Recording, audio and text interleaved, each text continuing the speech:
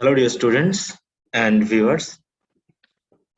Welcome again to my online English class in my YouTube channel, You Too Can Learn English.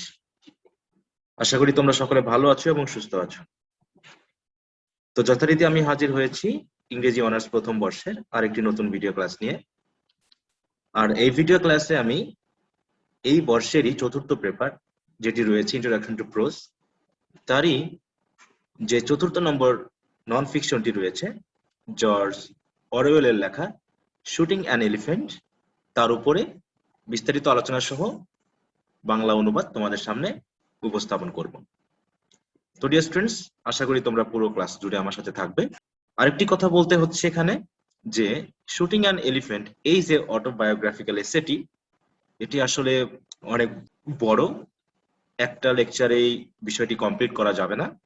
এছাড়াও এই এসেটি বোঝার জন্য যে আরো কিছু বাড়তি বিষয় দরকার, যেমন রাইটারের জীবনী, তার যে পেশাগত অভিজ্ঞতা, অবস্থান এবং এর সাথে সম্পর্কিত আরো যে পলিটিক্যাল থিওরি যেমন ইম্পেরিয়ালিজম, কলোনিয়ালিজম, এই বিষয়গুলো আমাদেরকে যেহেতু জানতে হবে, তাই পুরো এসেটিকে যদি আমরা এক ক্লাসে কমপ্লিট করতে চাই তাহলে ক্লাসটি এত বড় হবে যে তোমাদের বিরক্তির কারণ হয়ে যাবে। তাই এই যে এসএটি, এই এসএটিকে আমি কয়েকটি লেকচারে ভাগ করে তোমাদের সামনে উপস্থাপন করব। তা প্রথম লেকচারে আমি এই শুটিং অ্যান এলিফ্যান্টের যে হিস্ট্রিক্যাল ব্যাকগ্রাউন্ড সেগুলো সহ রাইটারের জীবনী নিয়ে আলোচনা করব এবং এর সাথে আজকের এসের যে প্রথম 2 বা 3টি প্যারাগ্রাফ তা বাংলা অনুবাদ সহ তোমাদের সামনে উপস্থাপন করব। তো ডিয়ার স্টুডেন্টস, আশা করি তোমরা পুরো ক্লাস জুড়ে আমার সাথে থাকবে আজকের এই এসেটির ব্যাকগ্রাউন্ড সহ অন্যান্য বিষয় জেনে নেওয়ার জন্য। তো দেখো, তোমরা যদি তোমাদের সিলেবাসে যাও তাহলে দেখবে যে 6টি নন ফিকশন রয়েছে এখানে, তার মধ্যে শুটিং অ্যান এলিফ্যান্ট এটি হচ্ছে চতুর্থ নম্বর। তো আজকে এই বিষয়টি নিয়ে আমরা আলোচনা করব। তবে মূল ক্লাসে যাওয়ার পূর্বে তোমাদের কাছে বিশেষ রিকোয়েস্ট রইল, তোমরা যদি এই চ্যানেলে নতুন হয়ে থাকো তাহলে অবশ্যই চ্যানেলটিকে সাবস্ক্রাইব করে রাখবে এবং সাবস্ক্রিপশন বাটনের পাশে যে বেল বাটনটি রয়েছে তাতে প্রেস করে রাখবে, যাতে পরবর্তী ভিডিও ক্লাস আপলোড করার সাথে সাথেই তার নোটিফিকেশন পেয়ে যাও। আর সম্ভব হলে অবশ্যই ভিডিও ক্লাসটি তোমাদের বন্ধুদের সাথে শেয়ার করে নিতে ভুলবে না। তা চলো আমরা আমাদের মূল ক্লাসে চলে যাই। তো শুটিং অ্যান এলিফ্যান্ট এটি যেহেতু একটি অটোবায়োগ্রাফিক্যাল এসে, তাহলে আমাদেরকে রাইটারের জীবনী সম্পর্কে কিছুটা হলেও জানা দরকার, যে অংশটুকু অন্তত এই এসেটি লিখতে রাইটারকে উৎসাহিত করেছে, যাতে আমরা এসেটি সহজেই বুঝতে পারি। তোমরা জানো যে অটোবায়োগ্রাফি বলতে বোঝায় আত্মজীবনী। আত্মজীবনী বলতে আমরা বুঝি যখন রাইটার নিজেই তার জীবনী সম্পর্কে লিখে থাকে। কিন্তু শুধু বায়োগ্রাফিক বলতে আমরা বুঝি জীবনী, যখন কারো জীবনী অন্য কারো দ্বারা লেখা হয়। অর্থাৎ মনে করো, আমার জীবনী যদি আমি লিখে থাকি তাহলে তাকে বলা হবে অটোবায়োগ্রাফি, আর যদি আমার জীবনী অন্য কেউ লিখে থাকে তখন শুধু বলা হবে বায়োগ্রাফি। অর্থাৎ আমরা এটা বুঝতেই পারছি যে শুটিং অ্যান এলিফ্যান্ট যেহেতু একটি অটোবায়োগ্রাফিক্যাল এসে, অর্থাৎ রাইটার নিজেই এই এসেটি লিখেছে তার জীবনের কিছু ঘটনা নিয়ে, অর্থাৎ তার পেশাগত সময়ের যে অভিজ্ঞতা তিনি অর্জন করেছিলেন সেই সময়ের কিছু বিশেষ অভিজ্ঞতা তিনি এই এসের মাধ্যমে কিন্তু তুলে ধরেছেন। তার জন্য চলো আমরা রাইটার জর্জ অরওয়েল সম্পর্কে কিছুটা জেনে নিই। তো প্রথমে আমরা দেখব জর্জ অরওয়েলের বার্থ ডেট, অর্থাৎ তিনি কবে জন্মগ্রহণ করেন এবং কোথায় জন্মগ্রহণ করেন। তিনি 1903 অর্থাৎ 1903 সালের 25শে জুন তিনি জন্মগ্রহণ করেন ইন্ডিয়ার যে বঙ্গ অংশটা, যাকে আমরা বলি বঙ্গ, কারণ আমরা জানি 1903 সালে ভারতীয় উপমহাদেশ একত্রে ছিল। তখন ভারত, পাকিস্তান এবং বাংলাদেশ একত্রে ছিল, এমনকি মায়ানমারও কিন্তু এই অংশেই ছিল। বিশেষ করে মায়ানমারের দক্ষিণ পশ্চিম অংশ কিন্তু এই ভারতীয় উপমহাদেশের মধ্যেই ছিল। তাই বলা হচ্ছে যে তিনি ইন্ডিয়ার যে বেঙ্গল অংশ, মানে ভারতীয় উপমহাদেশের যে বাংলা ভাষাভাষী অংশ, তারই যে মতিয়ারি, ঠিক আছে, এই এলাকাতে জন্মগ্রহণ করেন এবং তিনি মারা যান 1950 সালের 21 জানুয়ারি এবং তিনি মারা যান university college hospital, London, United kingdom, অর্থাৎ যুক্তরাজ্যের লন্ডনের যে ইউনিভার্সিটি কলেজ হসপিটাল রয়েছে সেখানে তিনি মারা যান। আরেকটি বিষয় আমাদের এখানে জানা দরকার, সেটি হলো যে তার ফুল নেম হলো এরিক আর্থার ব্লেয়ার। তো এই হলো তার জন্ম এবং মৃত্যু সম্পর্কিত কথাবার্তা। আমরা অবশ্যই দেখছি যে তিনি আসলে কোথায় জন্মগ্রহণ করেছিলেন, ভারতীয় উপমহাদেশে, ঠিক আছে। আমাদের তার পিতামাতা সম্পর্কে একটু জানা উচিত, কারণ তিনি কেন ইন্ডিয়াতে জন্মগ্রহণ করলেন। অরওয়েলস প্যারেন্টস, অরওয়েলের বাবা ছিলেন হচ্ছে Richard Walmesley Blair, who served as a civil servant in the আফিম ডিপার্টমেন্ট।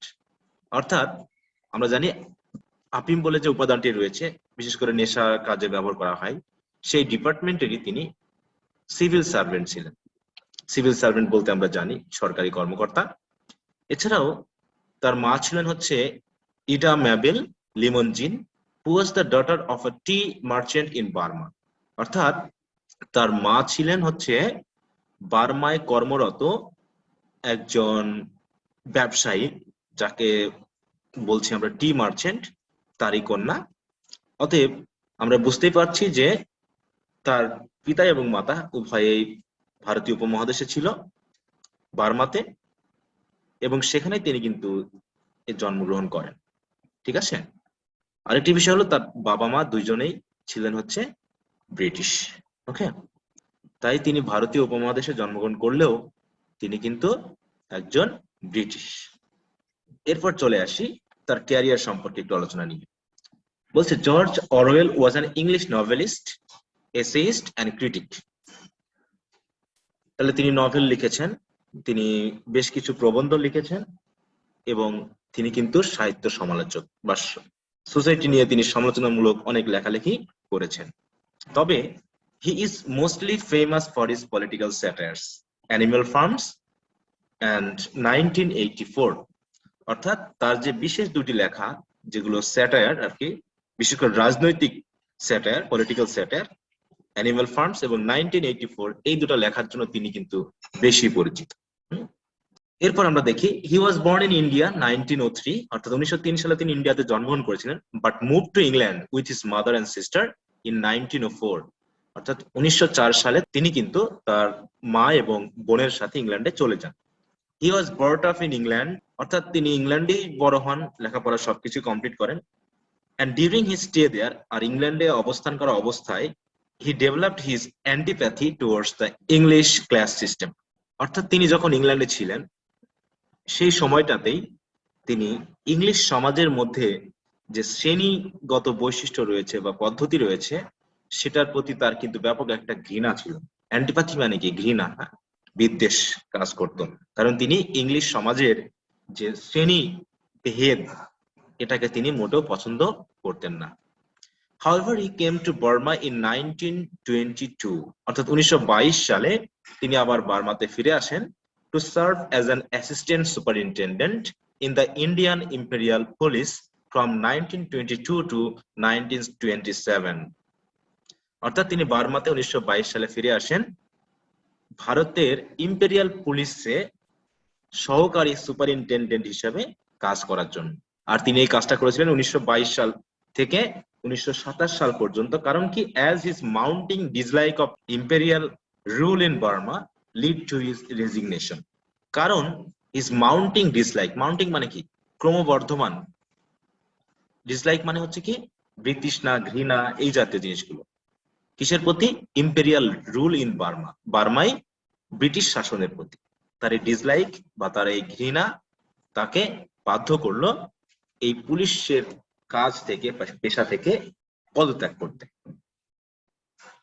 তাহলে আশা করি তোমরা বুঝতে পারছো শুটিং অ্যান এলিফ্যান্ট যে এসেটি তা কিন্তু তার এই ইম্পেরিয়ালিজমের প্রতি যে ঘৃণা সেটার উপর ভিত্তি করে। ওকে, তাই এই বিষয়গুলো যদি আমরা একটু জেনে যাই তাহলে আমাদের বুঝতে কিন্তু খুবই সহজ হবে। His Shooting an Elephant is actually the collection of essays revealing the behaviour of the colonial officers. অর্থাৎ শুটিং অ্যান এলিফ্যান্ট এটা যেহেতু বেশ কিছু এসের কালেকশন বা সংগ্রহ, প্রবন্ধ সংকলন, আর এখানে তিনি দেখিয়েছেন কি সেই সময়ে অবস্থানরত যে সকল উপনিবেশবাদী যে অফিসার বা কর্মকর্তা তাদের আচরণ ওই স্থানীয় জনগণের উপরে, ঠিক আছে। ইট ওয়াজ রিটেন ইন 1936, আর এটা লেখা হয়েছিল 1936 সালে, almost 10 years after অরওয়েলস departure from Burma, now Myanmar. অর্থাৎ এখন যে দেশটাকে আমরা মায়ানমার বলছি সেটা কিন্তু আসলে বার্মা নামে পরিচিত ছিল। সেই বার্মা থেকে চলে আসার, তিনি চলে আসেন কবে? 1927 সালে।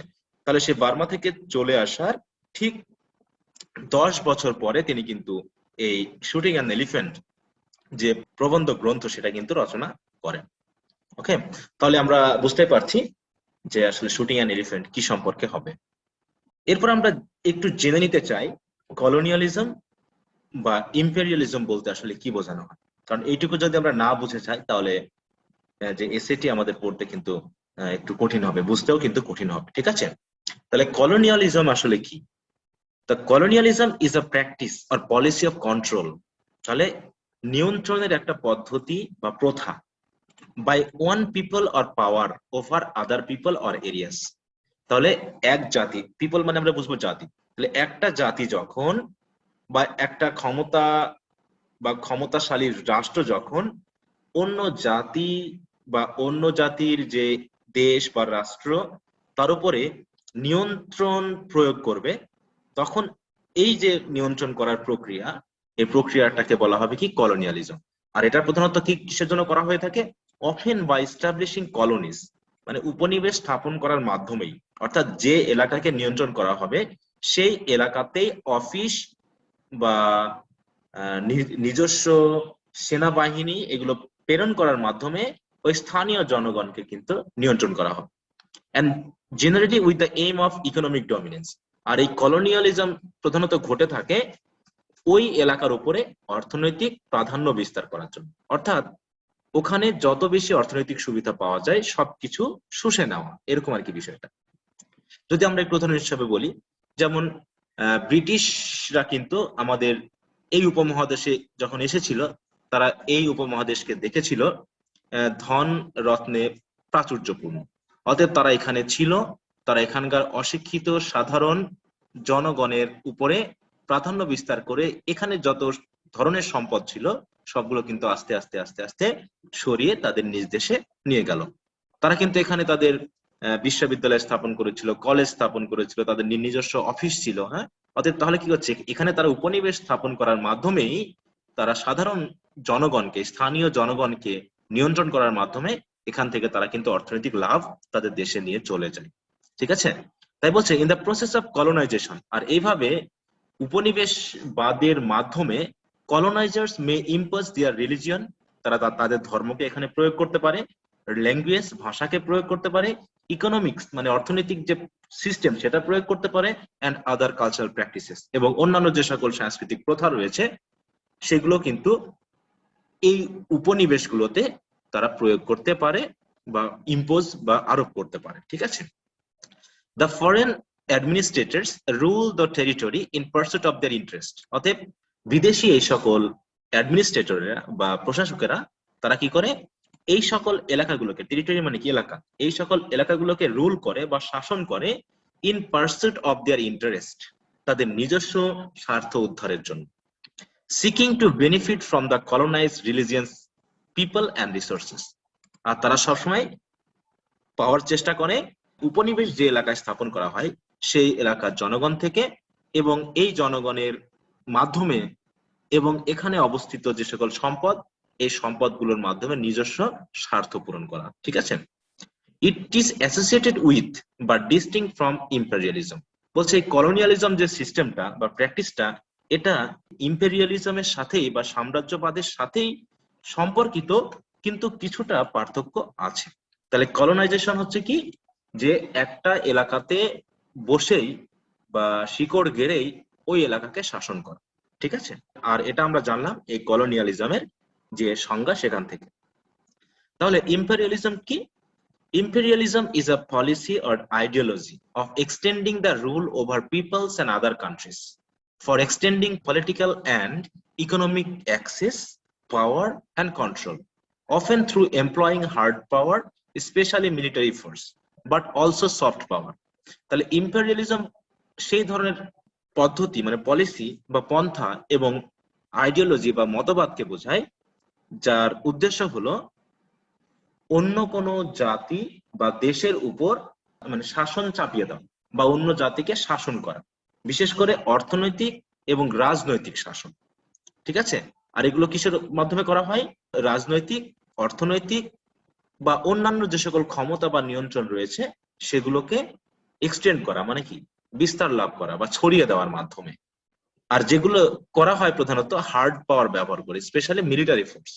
ওকে, মানে সামরিক বাহিনীকে প্রয়োগ করে বা ওই এলাকাতে পাঠিয়ে দিয়ে ওই একটি নির্দিষ্ট এলাকাকে বা অন্যান্য এলাকাগুলোকে নিজের নিয়ন্ত্রণে নিয়ে নেওয়া।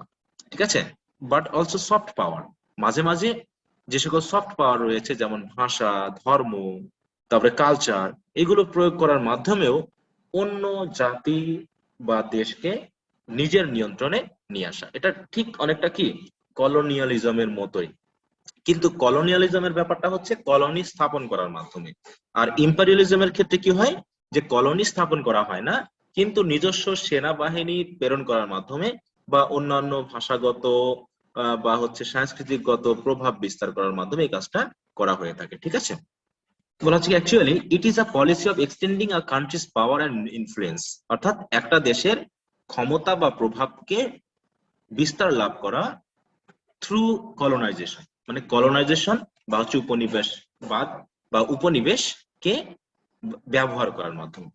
আবার ইউজ অফ মিলিটারি ফোর্স বা হচ্ছে সামরিক ক্ষমতা ব্যবহার করার মাধ্যমে, অর আদার মিনস বা অন্য কোনো উপায়ে।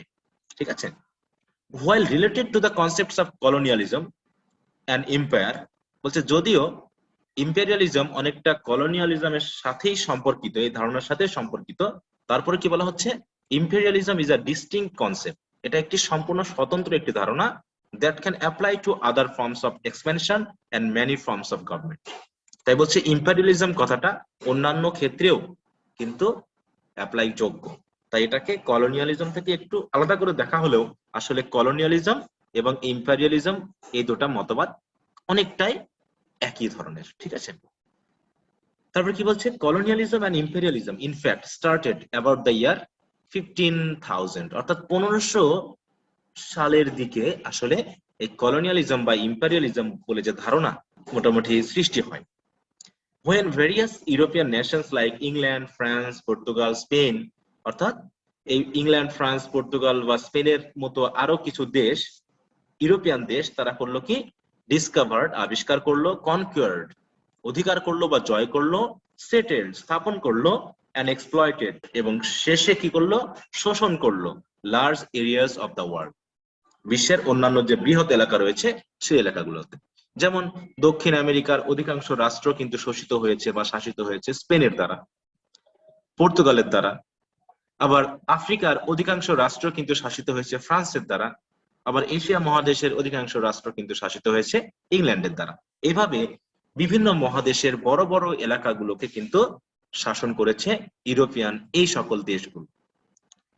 After opening of a sea route around South African in 1488, অর্থাৎ 1488 সালের দিকে আফ্রিকাতে, বিশেষ করে দক্ষিণ আফ্রিকার দিকে সমুদ্র পথ আবিষ্কৃত হওয়ার পরে, and the discovery of America in 1492, এবং 1492 সালে আমেরিকা আবিষ্কৃত হওয়ার পরে voyages of colonization and conquest were sent out by most nations of Atlantic Europe, অর্থাৎ আটলান্টিক মহাসাগরের পাশে অবস্থিত যে দেশগুলো সেই দেশগুলো থেকে বিভিন্ন ধরনের নৌ বা অভিযান পাঠানো হলো, বিশেষ করে ওই এশিয়া আফ্রিকা মহাদেশের যে রাষ্ট্রগুলো রয়েছে বা দেশগুলো রয়েছে সেই দেশগুলোতে উপনিবেশ স্থাপন করার জন্য বা দেশগুলোকে জয় করার জন্য। ঠিক আছে, ভয়েজেস মানে কি নৌকা ভ্রমণ বা অভিযান।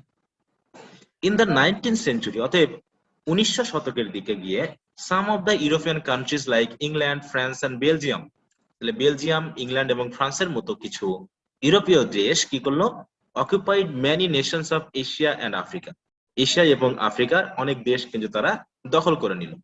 এবং কি করলো, they imposed colonial rules in this countries, এবং তারা এই সকল দেশে যে ঔপনিবেশিক শাসন সেটা কিন্তু তারা ওখানে জারি করলো। ঠিক আছে, এই জন্য আমরা দেখি যে দক্ষিণ আফ্রিকা, তাই না, হোয়াইটদের দ্বারা কিন্তু শাসিত হয়েছে, আমেরিকা ব্রিটিশদের দ্বারা শাসিত হয়েছে।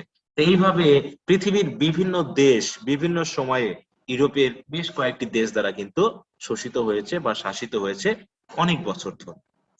কিন্তু প্রথম বিশ্বযুদ্ধ এবং দ্বিতীয় বিশ্বযুদ্ধের পরে এসে এই দেশগুলো এই সকল উপনিবেশবাদী যে সকল রাষ্ট্র ছিল তাদের অধীনতা থেকে কিন্তু স্বাধীনতা লাভ করে। ঠিক আছে, যেমন আমরা দেখি 1947 সালের দিকে ভারতীয় উপমহাদেশ কিন্তু ব্রিটিশ শাসন থেকে স্বাধীনতা লাভ করে। হ্যাঁ, তো যাই হোক, আমরা কলোনিয়ালিজম এবং ইম্পেরিয়ালিজম সম্পর্কে একটু জানলাম, যেগুলো আমাদের প্যাসেজটা বুঝতে সাহায্য করবে।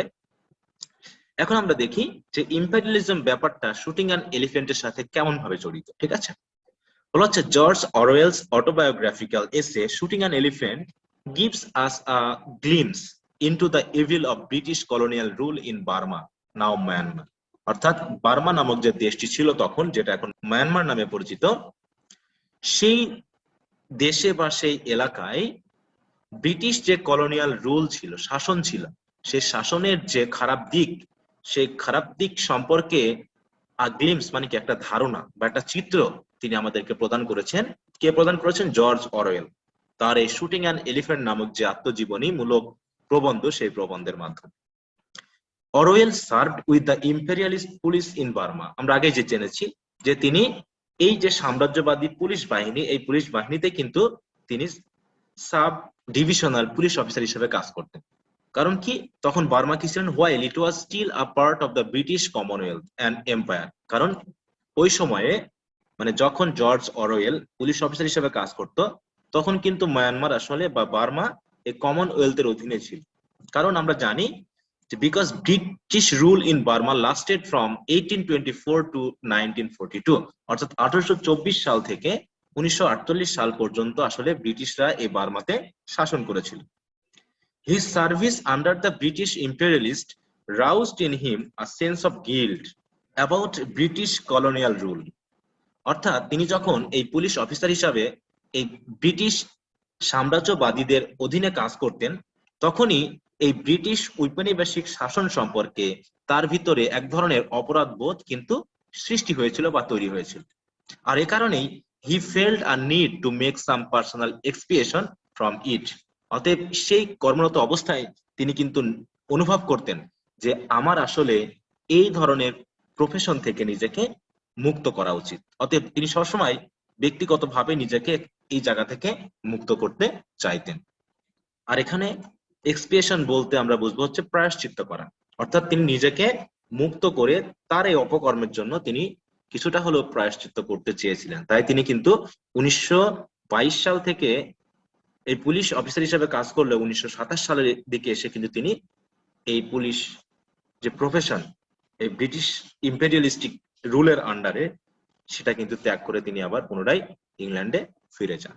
তো ডিয়ার স্টুডেন্টস, আশা করি তোমরা বুঝতে পেরেছো যে এই শুটিং অ্যান এলিফ্যান্টের সাথে সম্পর্কিত কিছু টপিক বা থিওরি সম্পর্কে যা আলোচনা করলাম সেগুলো। তাহলে এখানে আমরা জানলাম জর্জ অরওয়েলের পেশাগত ব্যাপার, তার জন্ম, তার মৃত্যু সম্পর্কে, তার পিতামাতা সম্পর্কে জানলাম, এবং তিনি যে শাসনের একজন ইনস্ট্রুমেন্ট ছিলেন বা সহযোগী ছিলেন, আর এই সহযোগী হওয়া সত্ত্বেও তিনি কিন্তু ভিতরে ভিতরে প্যাংস অফ কনসিয়েন্স মানে বিবেকের দংশনে ভুগতেন। কারণ কি, কারণ এই ব্রিটিশ বা অন্যান্য যে সকল দেশ ছিল যারা কলোনিয়ালাইজেশনের মাধ্যমে অন্যান্য দেশকে শাসন করত, তারা কিন্তু নেটিভ পিপলদেরকে, বিশেষ করে স্থানীয় জনগণকে ব্যাপক হারে অত্যাচার করত। এই অত্যাচার করার মাধ্যমে তাদের দ্বারা বিভিন্ন ধরনের কাজ করিয়ে নিত, যেমন নীল চাষ, তাই না, আমরা জানি, বা অন্যান্য যে সকল কাজ যেগুলো এই স্থানীয় লোকজনদের জন্য ছিল খুবই কষ্টের। এছাড়াও এই এলাকার যে সকল সম্পদ ছিল, সেই সম্পদগুলো কিন্তু তারা নিয়ে চলে যায়। তো এই বিষয়গুলো নিয়েই রাইটার, আমাদের যিনি রাইটার জর্জ অরওয়েল, তিনি কিন্তু খুবই ব্যথিত হতেন। আর তারই কষ্ট বা ব্যথার ভিতর থেকেই উৎসাহিত হয়েই তিনি শুটিং অ্যান এলিফ্যান্ট এই এসেটির মাধ্যমে তিনি আমাদেরকে দেখিয়েছেন যে ইউরোপিয়ানরা কেমন ছিল বার্মিজদের কাছে, আর বার্মিজ কেমন ছিল এই ইউরোপিয়ানদের কাছে, ঠিক আছে।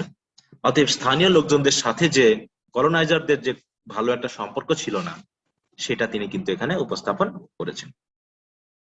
তা চলো এবার আমরা মূল টেক্সটটি পড়া শুরু করি, এবং সবগুলো হয়তো পড়বো না, কিছু অংশ আমরা পড়বো। তার পরবর্তী লেকচারগুলোতে আমরা পুরো প্যাসেজটি কয়েকটি ভাগে পড়ে নিব, ঠিক আছে। তো এসেটির নাম হচ্ছে শুটিং অ্যান এলিফ্যান্ট, জর্জ অরওয়েলের লেখা, এবং আমরা অলরেডি দেখেছি তিনি 1903 সালে জন্মগ্রহণ করেন এবং 1950 সালে মারা যান। তো তিনি এসেটি এভাবে শুরু করেছেন, ইন মোলমেইন ইন লোয়ার বার্মা। তাহলে লোয়ার বার্মা বলতে কোন অংশকে বোঝাচ্ছে এবং মোলমেন বলতে কোন এলাকাটিকে বোঝাচ্ছে তা আমরা একটু গুগল থেকে দেখে আসি, তাহলে আমাদের বুঝতে কিন্তু সুবিধা হবে, ঠিক আছে। আশা করি তোমরা দেখতে পাচ্ছ, এ হচ্ছে আমাদের বাংলাদেশ। আমরা জানি বাংলাদেশের পাশেই হচ্ছে মায়ানমার, ঠিক আছে। বাংলাদেশের পূর্ব দিকে হচ্ছে কিন্তু মায়ানমার, তবে ঠিক পূর্ব দিকে নয়, বরং দক্ষিণ পূর্ব দিকে। এই যে চট্টগ্রামের পাশে এখানে নাফ রিভার রয়েছে, যে নাফ রিভারের দ্বারা কিন্তু মায়ানমার এবং বাংলাদেশ পৃথক, ঠিক আছে। তাই এই মায়ানমার অংশে, যেটা বারামা নামে পরিচিত ছিল, যেটা আমরা এখানে দেখতে পাচ্ছি, এর এই এলাকাকে বলা হচ্ছে যে মোলমেন। আগে কিন্তু এটা মোলমেন নামে পরিচিত ছিল, যেটা এখন পরিবর্তন হয়েছে। দেখো আগে বানানটা ছিল কি, দেখো এখানে আমরা যদি একটু দেখি তাহলে বুঝতে পারবো।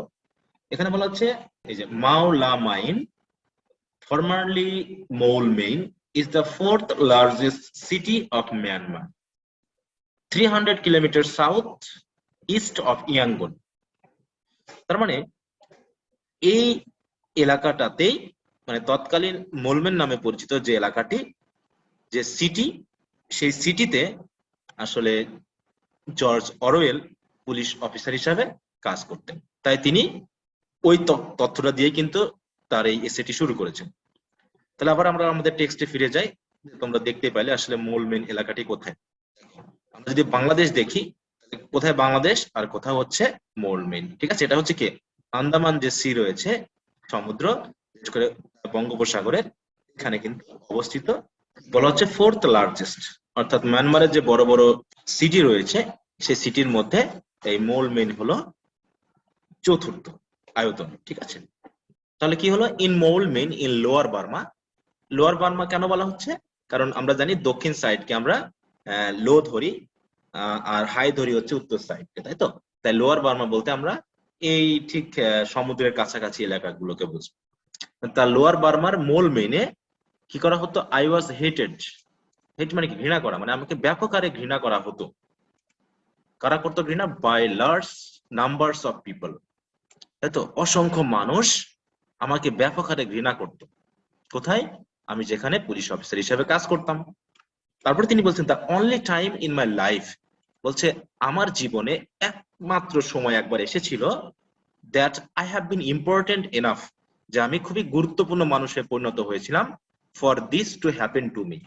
অর্থাৎ আমার জীবনে এমন একটা সময় এসেছিল, এবং বলা হচ্ছে ওই একমাত্র সময়, যখন আমি এই স্থানীয় লোকজনদের কাছে, যারা আমাকে ঘৃণা করত, তাদের কাছে আমি একটা গুরুত্বপূর্ণ ব্যক্তিতে পরিণত হয়েছিলাম। বলছে I was sub divisional police officer of the town, অর্থাৎ এই যে মোলমেন যে টাউনটি, এই টাউনের উপবিভাগীয় পুলিশ অফিসার বা কর্মকর্তা হিসাবে কিন্তু আমি কাজ করতাম। অ্যান্ড ইন অ্যান এমলেস পেটি কাইন্ড অফ ওয়ে। এমলেস মানে কি, অকারণে, মানে কোনো কারণ নেই এরকম। পেটি কাইন্ড, পেটি মানে কি, খুবই তুচ্ছ বা নিম্ন ভাবে, মানে নগণ্য ভাবে করতো কি, anti European feeling was very bitter. যে ইউরোপিয়ানদের যে প্রতি যে বিরোধী মনোভাব এই বার্মিজদের মধ্যে, এটা ছিল খুবই তীব্র। হ্যাঁ, বিটার মানে কি, খুবই তীব্র এবং খুবই গভীর, যেটা সহ্য করা যেত না। তার মানে আমি কাজ করতাম পুলিশ অফিসার হিসাবে, এবং আমাকে ব্যাপক মানুষ কিন্তু, ওই এলাকার ব্যাপক মানুষ বা ওই শহরের ব্যাপক মানুষ কিন্তু আমাকে ঘৃণা করতো, এবং ঘৃণাটা অনেকটা এমলেস এবং অনেকটা তুচ্ছ ভাবে হতো। মানে এমন এমন ভাবে তারা ঘৃণা করতো বা ঘৃণা পোষণ করতো, যেগুলো ছিল খুবই তীব্র এবং তিক্ত, যেটা সহ্য করার মতো নয়। তবে বলা হচ্ছে কি, নো ওয়ান হ্যাড, তবে কারোরই ছিল না, the guards two raise a riot, মানে দাঙ্গা বা আন্দোলন করার মতো কারো কিন্তু সাহস ছিল না। গাটস মানে কি? সাহস। তাহলে যারা আমাদেরকে ঘৃণা করতো বা যাদের ভিতরে এন্টি ইউরোপিয়ান ফিলিং বা অনুভূতি কাজ করতো, তাদের আসলে সেই ক্ষমতা ছিল না যে তারা একটা দাঙ্গা বাঁধিয়ে ইউরোপিয়ানদের ক্ষতি করবে। যেহেতু তাদের এই ধরনের ক্ষমতা ছিল না, তাই তারা কি করত? অন্য যে কোনো উপায়ে ইউরোপিয়ানদেরকে বিরক্ত বা উত্ত্যক্ত করার চেষ্টা করত। কেমন? যে but if a European women went through the বাজার্স alone, বলছে যদি কোনো ইউরোপিয়ান মহিলা একা একই বাজারে যেত, somebody would probably spit betel juice over her dress, হয়তো কেউ না কেউ ওই মহিলার ড্রেসের উপরে কি করত? স্পিট মানে কি? থুতু আকারে ফেলে দিত বেটল জুস। মানে কি? বেটল জুস ওই ড্রেসের উপরে ফেলতো, মানে থুতু ফেলতো, তাই তো? এরকম আর কি বিষয়টা, দিয়ে ড্রেসটাকে নষ্ট করে দেওয়ার চেষ্টা করতো। তারপরে বলছে কি, অ্যাজ আ পুলিশ অফিসার, আর পুলিশ অফিসার হিসাবে I was an obvious target, আমি ছিলাম তাদের সবচেয়ে প্রত্যক্ষ এবং প্রধান লক্ষ্যবস্তু। মানে আমাকে কোনোভাবে কোনো সুযোগ পাইলেই তারা বিরক্ত করতে ছাড়তো না। অ্যান্ড ওয়াজ বেইটেড, এবং আমাকে কি করতো? অত্যাচার করতো, তাই তো? আমাকে বিরক্ত করতো when ever it seemed safe to do so. যেহেতু আমি পুলিশ অফিসার ছিলাম, তাই সরাসরি তারা আমাকে বিরক্ত করতে পারতো না বা উত্ত্যক্ত করতে পারতো না বা হচ্ছে আমার উপরে অত্যাচার করতে পারতো না। কিন্তু যখনই তারা মনে করতো যে এটা করা যায়, সেই সুযোগটা তারা হাতছাড়া করতো না। যে কেমন? when a nimble barman tripped me up on the football field and the referee, another barman, looked the other way.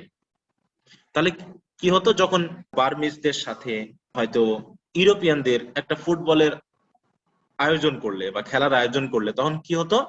যে সবসময় বার্মানরা চাইতো যে কোনোভাবে, মানে যে কোনো ভাবে হোক, ইউরোপিয়ানদেরকে কোনো না কোনো ভাবে আঘাত করতে হবে, তাই না? তাই বলছে যে নিম্বল মানে কি? দ্রুতগামী, ক্ষিপ্র গতিতে কোনো বার্মান হয়তো এসে কি করতো? আমার উপরে ঝাঁপিয়ে পড়তো, ঠিক আছে, ফুটবল ফিল্ডে। And the referee another Burman, আর যদি ওই ফুটবল খেলার কোন রেফারি যদি বার্মান হতো, তাহলে সে না দেখার ভান করতো। সে কি করতো? লুক দ্য আদার ওয়ে, যে সে ভাবতো, মানে সে এমন ভাব দেখাতো যেন সে দেখেনি যে একজন বার্মান একজন ইউরোপিয়ানকে কি করলো?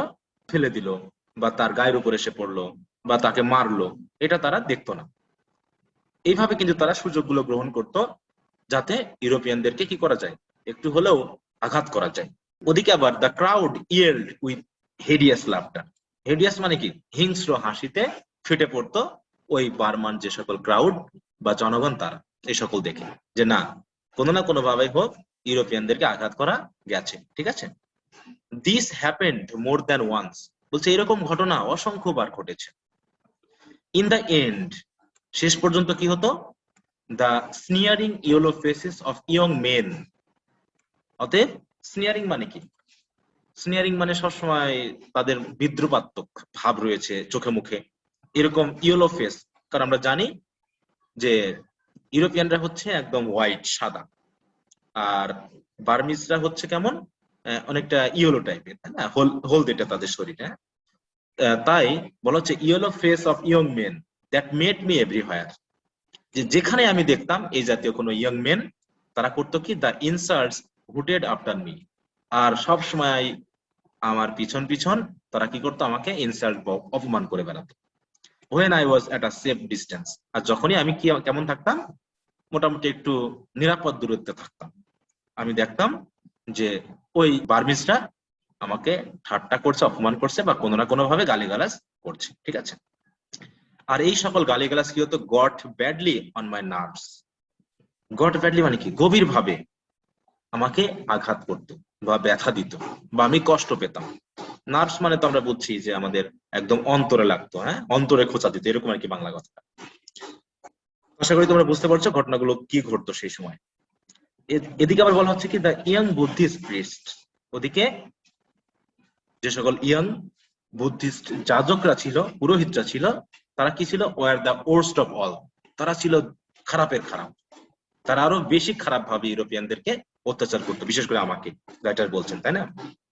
দেয়ার were several thousands of them in the town, আর এই শহরে কয়েক হাজার এরকম ইয়ং বুদ্ধিস্ট প্রিস্ট ছিল। And none of them seemed to have anything to do তাদের যেন আর কোনো কাজ ছিল না except stand on the street corner, শুধুমাত্র তারা কি রাস্তার কোনায় কোনায় দাঁড়াতো অ্যান্ড জিয়ার অ্যাট ইউরোপিয়ানস, আর ইউরোপিয়ানদেরকে ঠাট্টা তামাশা করতে থাকতো। অর্থাৎ রাইটারের মতে যে এই সকল বুদ্ধিস্ট পিস্ট্রের যেন ইউরোপিয়ানদের অত্যাচার করা, ঠাট্টা করা ছাড়া আর কোনো কাজ ছিল না।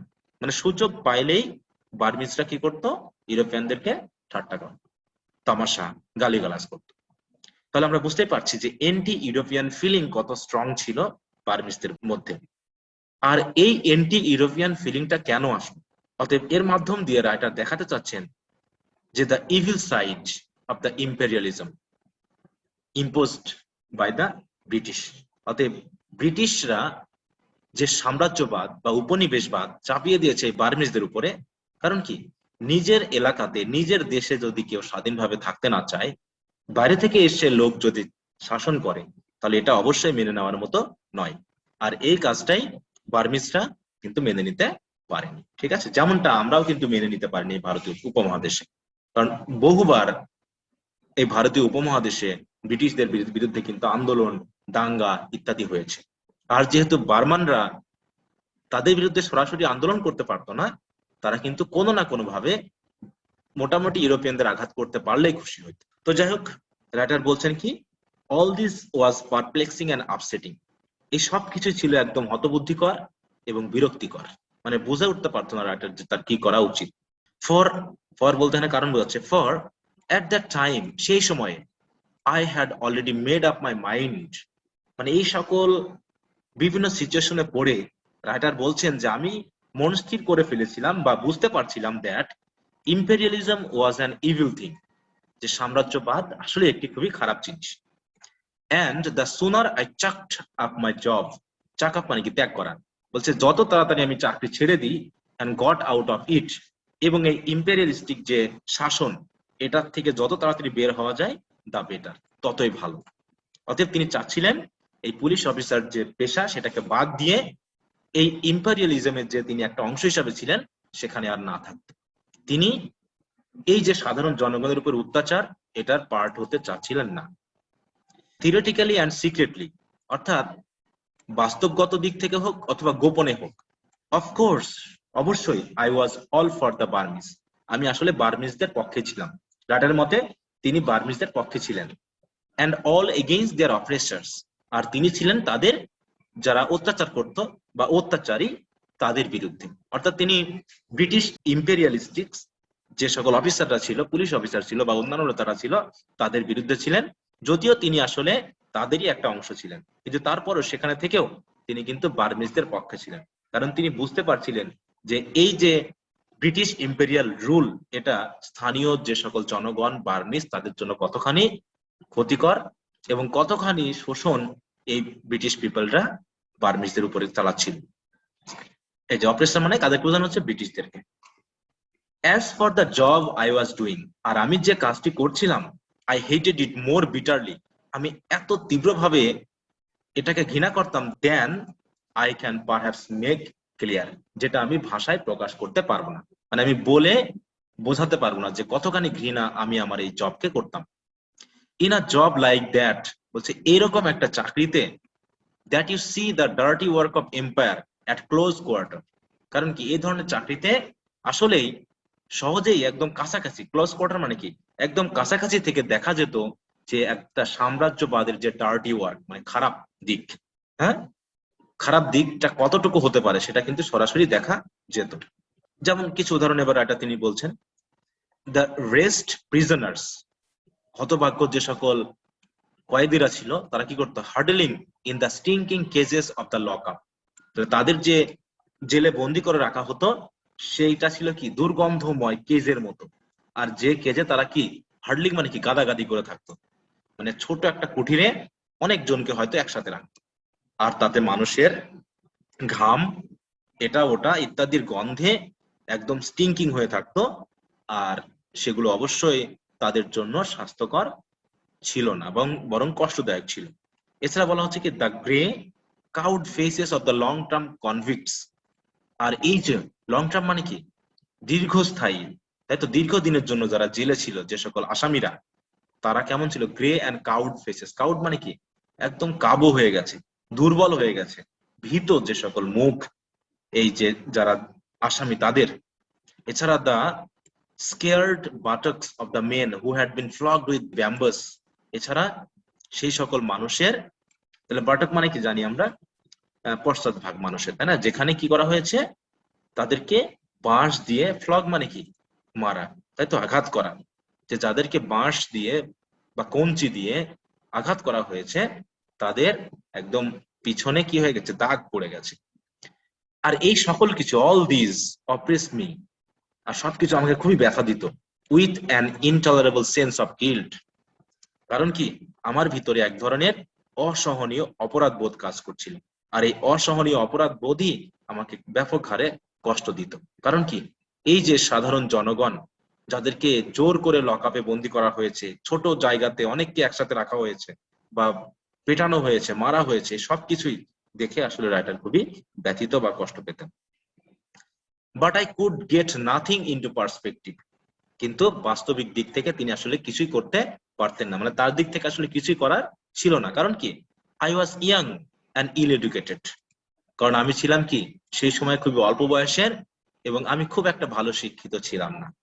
and I had to think out my problems in the utter silence that is imposed on every Englishman in the East.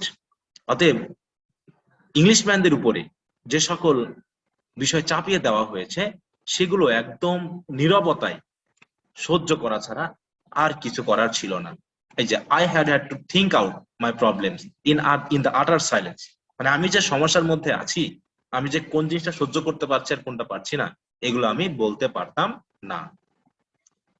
I did not even know, আমি এটাও জানতাম না, that the British Empire is dying, তাই তো, যে British empire এত তাড়াতাড়ি মরে যাবে বা ধ্বংস হয়ে যাবে বা নষ্ট হয়ে যাবে, এটা আমার জানা ছিল না। Still less did I know, তারপরও আরো আমি কম জানতাম যে that it is a great deal better than the young empires that are going to supplant it. Supplant মানে কি, মানে এখন যে কর্মকর্তারা আছে, এদের পরিবর্তে যখন ইয়াংদেরকে আনা হবে, তারা হয়তোবা কি করবে, it is a great deal better, আর এটা তাদের জন্য যেন আরো ভালো হবে, এটা আমার কাছে কখনো মনে হতো না। কারণ রাইটারের মতে যে যত দিন আসবে, যত ইয়াং অফিসাররা এখানে যুক্ত হবে, তারা কিন্তু এই বিষয়গুলো আসলে সহ্য করতে পারবে না। কারণ কি মানুষের চিন্তা ভাবনার পরিবর্তন হচ্ছে, মানুষ শিক্ষিত হচ্ছে, তাই নাকি? অতএব এই যে ইম্পেরিয়ালিস্টিক শাসনের মাধ্যমে যে স্থানীয় লোকজনকে এইভাবে কষ্ট দেওয়া হবে, শোষণ করা হবে, সেটা আসলে কোনো মানুষ মেনে নিতে পারে না বলে রাইটার মনে করেন। All I knew was that I was stuck between my hatred of the empire I served and my rage against the evil-spirited little beast who tried to make my job impossible. বরং writer বলছেন, আমি যেটুকু জানতাম সেটা হলো কি, যে আমি আটকে গেছি দুটো অবস্থানের মধ্যে। একটা অবস্থানে কি কি হলো, যে আমি আসলেই যে এম্পায়ারের হয়ে শাসন করতাম, সেই এম্পায়ারকে ব্যাপক হারে ঘৃণা করি। তার মানে একদিকে তার ঘৃণা হচ্ছে ব্রিটিশদের প্রতি, আর একদিকে রাগ হচ্ছে কি my rage against the evil spirited little beast who tried to make my job impossible.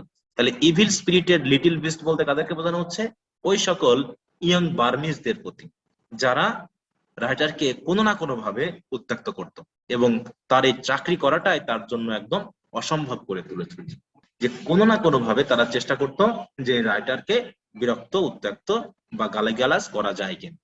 অতএব তিনি এমন একটা অবস্থানে পড়েছিলেন, তিনি একদিকে ব্রিটিশদেরও ঘৃণা করছেন, আবার একদিকে বার্মিজদেরও ঘৃণা করছেন, যারা সবসময় তার প্রতি ঘৃণা প্রদর্শন করত। তাই বলছে আমি এই দুটো অবস্থানের মধ্যে যেন আটকে গেছিলাম, যে আমার কি করা উচিত আর কি করা উচিত না আমি বুঝে উঠতে পারছিলাম না। With one part of my mind, I thought of the British Raj as an unbreakable tyranny. Unbreakable মানে কি, মানে যাকে সহজে ভাঙ্গা যাবে না, বা যে জিনিসটাকে দমন করা যাবে না, অদমনীয়। তাহলে আমার মনের একটা অংশ ভাবতো এই যে অদমনীয় যে অত্যাচার, হ্যাঁ, ব্রিটিশ রাজের, সেটা নিয়ে as something clamped down, যেটা কি হয়ে গেছে, একদম শিকড় গেড়ে বসেছে, ইন সেকুলারম। এটা একটি ল্যাটিন ফ্রেজ, যাকে বলা হচ্ছে ফরএভার অ্যান্ড ফরএভার। অর্থাৎ যে এমন ভাবে শিকড় গেড়ে বসেছে upon the will of prostrate peoples, মানে প্রস্টেট মানে কি, যে অসহায় মানুষের উপরে তারা এমন ভাবে এসে বসেছে যে তাকে আর দমন করা যাবে না। এটা আমি আমার মনের একদিক থেকে ভাবতাম, উইথ অ্যানাদার পার্ট, তাই তো মনের আরেকটা অংশ দিয়ে আমি ভাবতাম কি, I thought that the greatest joy in the world, যে আমার পৃথিবীতে সবচেয়ে বড় আনন্দ হবে would be to drive a bayonet into a Buddhist priest's guts, অর্থাৎ যে আমি যদি পারতাম কোন রকম বুদ্ধিস্ট মানে যাজকের পেটে একদম বন্দুক চালিয়ে দিতে। আমরা জানি বেয়োনেট বলতে বোঝায় বন্দুকের যে অগ্রভাগ যেখানে চাকু থাকে ছোট। তাই রাইটার এই বুদ্ধিস্ট প্রিস্টের প্রতি এত বিরক্ত ছিলেন যে তিনি মনে করতেন যদি কোনো বুদ্ধিস্ট প্রিস্টকে আমি মারতে পারতাম তাহলে মনে আমি পৃথিবীতে সবচেয়ে খুশি হতাম, এরকম। তার মানে তিনি সবসময় দোদুল্যমান অবস্থান ছিলেন যে আসলে তিনি কার পক্ষ নিবেন, কারণ দুই পক্ষ দ্বারাই তিনি ব্যাপক হারে কিন্তু ব্যথিত বা কষ্ট পেতেন, ব্যথিত হতেন একদিকে, আরেকদিকে কি কষ্ট পেতেন। হ্যাঁ, ফিলিংস লাইক দিস, আর এই জাতীয় যে ফিলিংস বা অনুভূতি আর the normal by products of imperialism, অর্থাৎ এগুলো হচ্ছে কি সাম্রাজ্যবাদের খুবই স্বাভাবিক ফলাফল। বাই প্রোডাক্টস মানে কি ফলাফল, যে ধরনের ফিলিংস হতেই পারে। যদি কেউ সৎ হন মনের দিক থেকে বা বিবেকবান হন তাহলে তিনি সহজেই বুঝতে পারবেন যে ইম্পেরিয়ালিজমের খারাপ দিকটা কি। আর এটা জানার জন্য রাইটার কি বলছেন, ask any Anglo Indian official, অর্থাৎ এই ইন্ডিয়াতে কাজ করছে এমন কোন ইউরোপিয়ান অফিসিয়াল বা কর্মকর্তাকে জিজ্ঞাসা করতে পারেন যে তারাও এই ধরনের ফিলিং পাচ্ছে কিনা। If you can catch him off duty, কর্তব্যরত অবস্থায় নেই এমন কোন অফিসিয়ালকে আপনি জিজ্ঞাসা করেন, দেখবেন তারাও একই ধরনের ফিলিংস এর কথা বলবে, অর্থাৎ তারাও বলবে যে ইম্পেরিয়ালিজম ভালো কোনো বিষয় নয়। তারপরেও যেহেতু ব্রিটিশ রাজের অধীনে এই সকল অফিসিয়ালদেরকে কাজ করতে হতো, তারা নিজের মনের বিবেকের বিরুদ্ধে গিয়েও এই ব্রিটিশ রাজকে কিন্তু সার্ভ করত। ঠিক আছে, তো এই হচ্ছে প্রথম সেটিং, মানে তিনি যে এসেটি লিখেছেন তার যে জীবনী থেকে লিখেছেন, তিনি এভাবেই আসলে আস্তে আস্তে ইম্পেরিয়ালিজমের যে ইভিল সাইড সেটা তিনি তুলে ধরছেন। তো ডিয়ার স্টুডেন্টস, যেহেতু আমরা কিছু থিওরি সহ এই এসের ব্যাকগ্রাউন্ড নিয়ে আলোচনা করেছি, রাইটারের জীবনী নিয়ে আলোচনা করেছি, তাই ভিডিওটি অলরেডি একটু বড় হয়ে গেছে। এবং যেহেতু এসেটি অনেক বড়, তোমরা যদি দেখো তাহলে দেখবে যে অনেক বড়, হ্যাঁ, বেশ কতগুলো প্যারাগ্রাফ রয়েছে এবং অনেক বড় বড় প্যারাগ্রাফ রয়েছে, যা এক ক্লাসের মাধ্যমে হয়তো পুরোটি আলোচনা করা সম্ভব নয়। তাই আমি চাচ্ছি আজকে এখানে শেষ করতে। তো আগামী দিন আমরা আবার এখান থেকে শুরু করব, ওয়ান ডে সামথিং হ্যাপেন্ড, মানে মূল ঘটনা এখান থেকে শুরু হবে। আমি আর ঘটনার মধ্যে ঢুকতে চাচ্ছি না আজকে, বরং আগামী দিনে আমরা মূল যে ঘটনা শুটিং অ্যান এলিফ্যান্টের যে কাহিনী সেটা আমরা আলোচনা শুরু করব। ঠিক আছে, তো আজকে এই পর্যন্তই। তো আশা করি তোমরা এতক্ষণ আমার সাথে ছিলে এবং যেটুকু বিষয় আমি আলোচনা করেছি তোমরা বুঝতে পেরেছো। তারপরে যদি কোথাও বুঝতে তোমাদের অসুবিধা হয় তোমরা অবশ্যই জেনে নিবে কমেন্টের মাধ্যমে। আর ভিডিও ক্লাসটি শেষ করার পূর্বে তোমাদের কাছে বিশেষ রিকোয়েস্ট করছি, যদি এই ভিডিও ক্লাসটি তোমাদের ভালো লেগে থাকে তো অবশ্যই লাইক করে জানাবে, তোমার বন্ধুদের সাথে শেয়ার করে নিবে, এবং তোমরা যদি এই চ্যানেল নতুন হয়ে থাকো তো অবশ্যই চ্যানেলটিকে সাবস্ক্রাইব করে রাখবে, যাতে নেক্সট ভিডিও ক্লাস আপলোড করলেই তার নোটিফিকেশন তোমরা পেয়ে যাও। আর নোটিফিকেশন পাওয়ার জন্য অবশ্যই সাবস্ক্রিপশন বাটনের পাশে যে বেল বাটন রয়েছে তাতে প্রেস করে রাখতে হবে। তো আজ আর নয়, পরবর্তী ভিডিও ক্লাসে তোমাদের সাথে আবার কথা হবে এই কামনা নিয়ে শেষ করছি। ভালো থাকো, সুস্থ থাকো, বাই।